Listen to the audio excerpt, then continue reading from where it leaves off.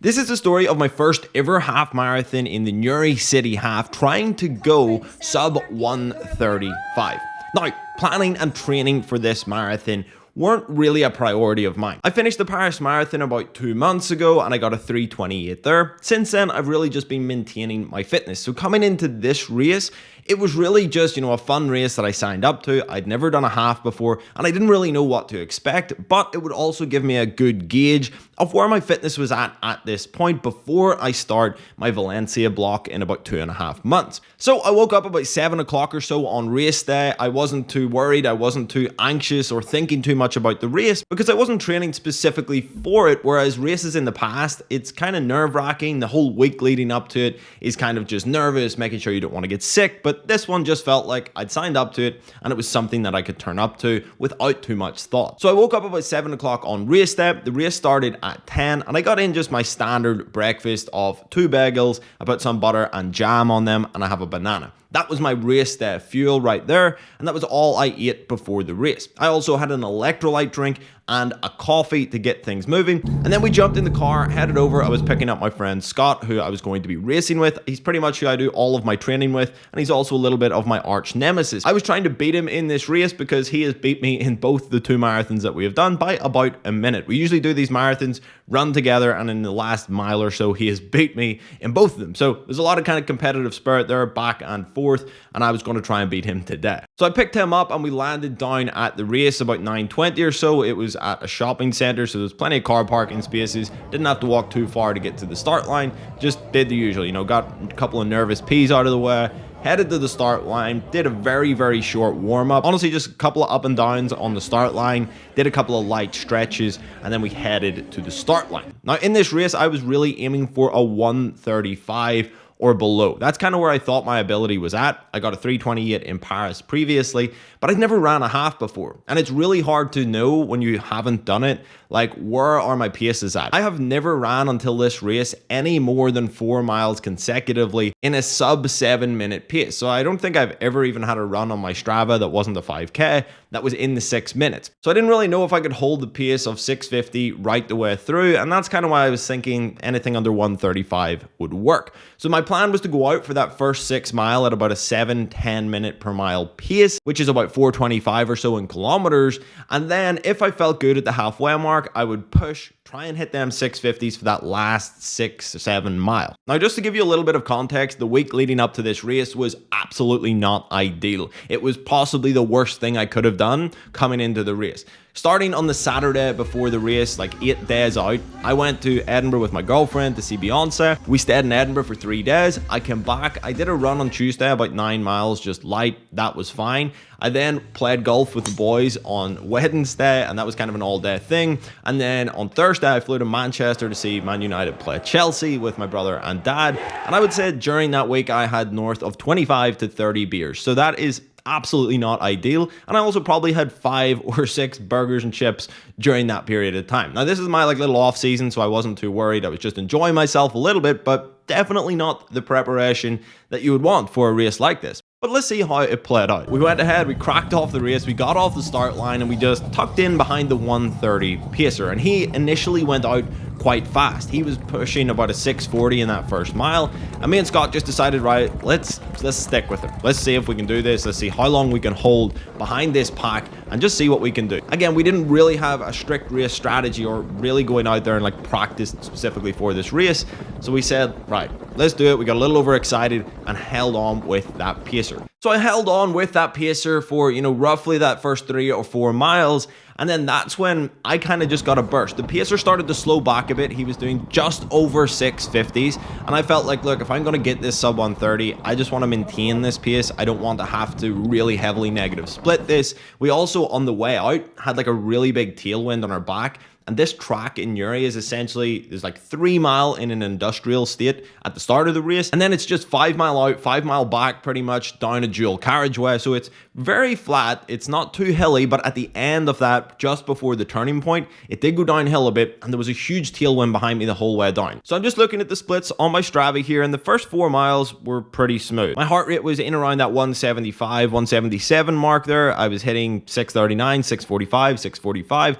and 650. And in around that 4 mile mark, I asked Scott, like, how you feeling? I felt really good at this point, to be honest. I felt like my running was smooth. I didn't feel like I was overexerting myself. And he said, well, I don't feel great. So that was the point where I said, if I'm going to beat him today, I'm going to go. So I made a push forward, and I kind of got out in front of the pacer at one of the water stations just because I wanted to grab a water before, the big crowd. So I just pushed out in front of them a little bit, grabbed my water, and kind of just started moving on down the carriageway.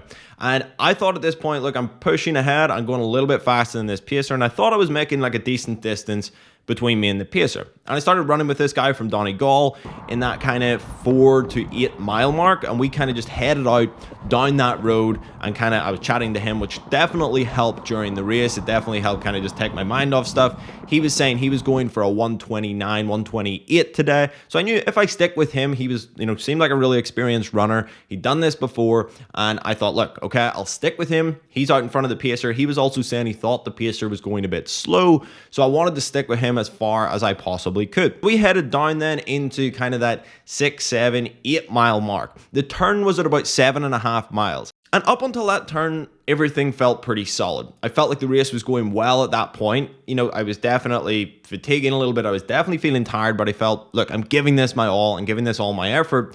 But when I turned that corner, that's when doubt started to set in. That's when I started to think, is this possible? Because as soon as I turned that corner, it's a slight uphill, and the wind was serious. The wind was extremely kind of heavy, coming back, pushing into us.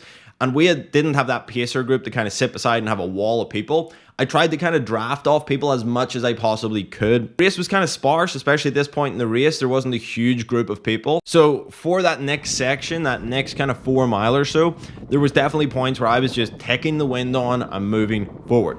But about the 8, 9 mile mark, I clutched onto the back of a group of about 4 runners. They looked really, really solid. And I just tried to stick in with them for as long as possible. And I started to feel good. I was kind of getting in behind them. They were taking the wind on. And then at a certain point, one of them kind of just switched out and kind of slowed back and went to the back of the group, which led me to being kind of taking the front of that group. And that meant I was taking the wind on. I didn't really want to do this, but I thought, look, he's been taking it for a long time, so I'll switch him. I'll do it. And I did that for about 1.5 miles, and then I had to switch myself back out into the back. And that got us up to that about 10 to 11 mile mark. Things here really started to feel tough. In that kind of mile 10, I started to have doubts. I started to think, I don't know if I can hold this pace. I don't know if I'm going to be able to make it to the finish. And everything in my body was telling me just slow back. This race doesn't really matter. But I was so close. I'd done 10 miles at this pace. We're 3 miles out. I knew if I could get to a mile away, I can do it. I knew that's just a thing in my head. A mile out, that last mile's easy. The last mile is always easy. So if I can get there, I'll be able to finish this and hit that sub 130. So I pushed on as hard as I could and held out as long as I could. And then that's when Scott appeared out of nowhere. He had come back. I was thinking in my head, I've got this race wrapped up. I've won it. He's gone. He's way, way back there. But it turns out, no. He had been just pacing me 10 meters behind the whole race, stalking me like a lion. So he just comes out of nowhere and pulls up on me. I've actually got the footage. I was recording at the time. And he just comes up on me, and I nearly completely missed him. And then I caught him. And that's exactly what I needed to get me across the line. If he hadn't have came there, I think I might have pulled back. Or if I was racing, by myself that day and didn't have someone to have that little competitive battle with, I might not have made it home. So we kind of battle it out here for about kind of maybe half a mile or so. And then he eventually started to just pull away gradually. I just couldn't keep up. We hit a really fast last mile. I think the last mile was 6:40. It was probably one of the fastest of the race. He went even faster than that. I think he did a 5:55 or something in that last mile. And I just couldn't push that pace. But he definitely dragged me from that mile 11 to 12 and a half or so. And then it was just me battling with myself coming in at the end and trying to get across that line. The last half mile or so was definitely tough, and I knew I started looking at my watch. I had less time than I initially thought I did. I thought, as long as I run 640s here or 650s coming in, I'll be completely fine. But whenever I was probably about 300 to 400 meters out from the line, it's just a straight, I started to think, I was looking at my watch, it was probably 28:50. I was starting to think, I need to get down there pretty quickly if I want to hit this. And I think my official time ended up being 1 hour, 29 minutes, and I think 37 seconds. So I was very close to missing that. And the pacer, I feel like they were maybe another 10 seconds behind me. So they were running really, really fine on that 130 mark. Obviously, he paced it well and just got in, but I'd like a little more buffer room than that if I was running with the pacer. So Scott ended up beating me, but I did get that sub 130, and I was super, excited about that whenever I finished. I was very, very happy. I really, starting that race, did not think that I would be able to hit that sort of numbers. So it's good to see that that's where my fitness is at. It was insane to think that I could run that kind of 650 pace for 13 miles, and it's given me so much confidence to move into that training block for Valencia in the next 2.5 months here whenever I'm going to start. Valencia is December 3rd, I think. So training starts about mid-August for that, and I'm going to be documenting it here on the channel. Also, shout out to Amy and Aaron who came to support and got some footage of us during the race. One of the points that we're at, we completely missed them, just didn't even hear them at all, and we were just running past. They got videos of us.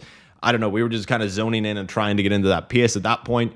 But yeah, that was the race. It was my first ever half marathon. Super excited to get under that sub 130. And yeah, we'll see what we can do in Valencia. Make sure to subscribe if you want to follow along with that and see some of the training videos and stuff like that during the progress. Potentially do some more 5Ks and try and hit that sub 19 in it. But yeah, that's pretty much it for this video. See you guys soon.